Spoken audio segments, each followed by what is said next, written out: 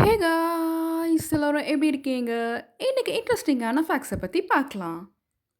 First விமெனுக்கு voting rights எந்த country தந்தாங்க? மழை எர்த்தில் மட்டும் தான் வருதா?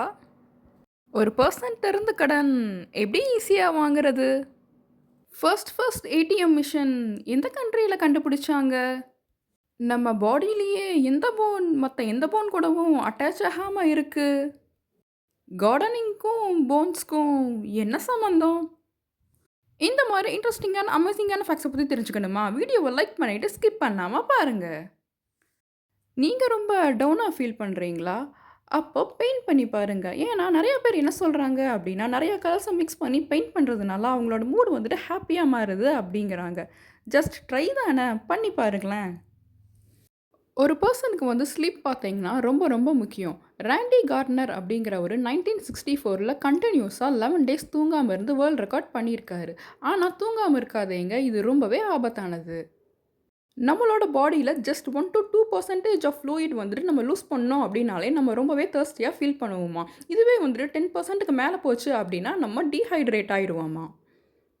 உங்களுக்கு நல்ல கிளியரான ஸ்கின் வேணுமா? பப்பாயா சாப்பிடுங்க. பப்பாயா வந்துட்டு நம்மளோட ஸ்கின்ன மாய்ஸ்சரைசிங்கா வச்சுக்கிறதுக்கு நல்லாவே ஹெல்ப் பண்ணுது. அது மட்டும் இல்ல, பப்பாயா வந்துட்டு நம்மளுக்கு டைஜஷனுக்கு நல்லாவே ஹெல்ப் பண்ணுது. அதனால தினமும் பப்பாயா சாப்பிடுங்க. ஒரு பெர்சன்ட்ட இருந்து கடன் எப்படி ஈஸியா வாங்குறது அப்படிங்கிறதுக்கான ஈஸியான ஒரு டிப் இது. சப்போஸ் உங்களுக்கு ₹500 தேவைப்படுது அப்படின்னு வச்சுக்கோங்க. ஒரு பெர்சன்ட்ட போய் எனக்கு ₹500 வேணும் அப்படின்னு கேட்காம, ₹1000 வேணும் அப்படின்னு கேட்டீங்கன்னா, அதில பாதி அமௌண்ட்டான ₹500 கிடைக்கிறதுக்கான சான்சஸ் நெறையாவே இருக்காம். வோட்டிங் ரைட்ஸ் விமனுக்கு எந்த கண்ட்ரி குடுத்தாங்க அப்டின்னா, நியூசிலாந்து தான் குடுத்துருக்காங்க. இவங்க பார்த்தீங்கன்னா, 1893லயே குடுத்துருக்காங்க. நீங்க வோட் பண்ணிட்டீங்களா? அப்டின்ட்டு மறக்காம கமெண்ட் பண்ணுங்க. ஏடிஎம் மிஷின் எந்த கண்ட்ரி யூஸ் பண்ணாங்க அப்டின்னா, யுனைட்டட் கிங்டம் தான். இவங்க பார்த்தீங்கன்னா, 27 ஜூன் 1967லயே யூஸ் பண்ணியிருந்திருக்காங்க.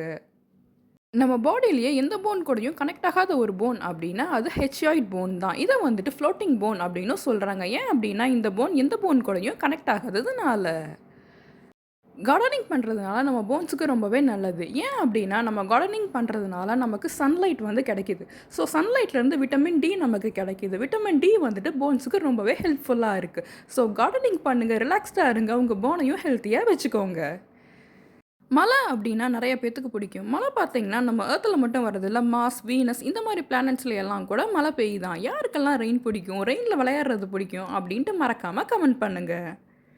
சன்லைட் நம்ம பூமிய வந்து சேர்றதுக்கு மொத்தம் 8 நிமிஷம், அப்புறம் 20 செகண்ட் ஆகுதாம். சப்போஸ் சன் வந்து டிஸப்பியர் ஆயிருச்சு அப்படின்னா, நமக்கு அது தெரியறதுக்கே வந்துட்டு 8 நிமிஷம் 20 செகண்ட் ஆகுதாம். இந்த வீடியோ உங்களுக்கு பிடிச்சிருந்ததுன்னா மறக்காம லைக் பண்ணுங்க. சேனல சப்ஸ்கிரைப் பண்ணுங்க. Thank you.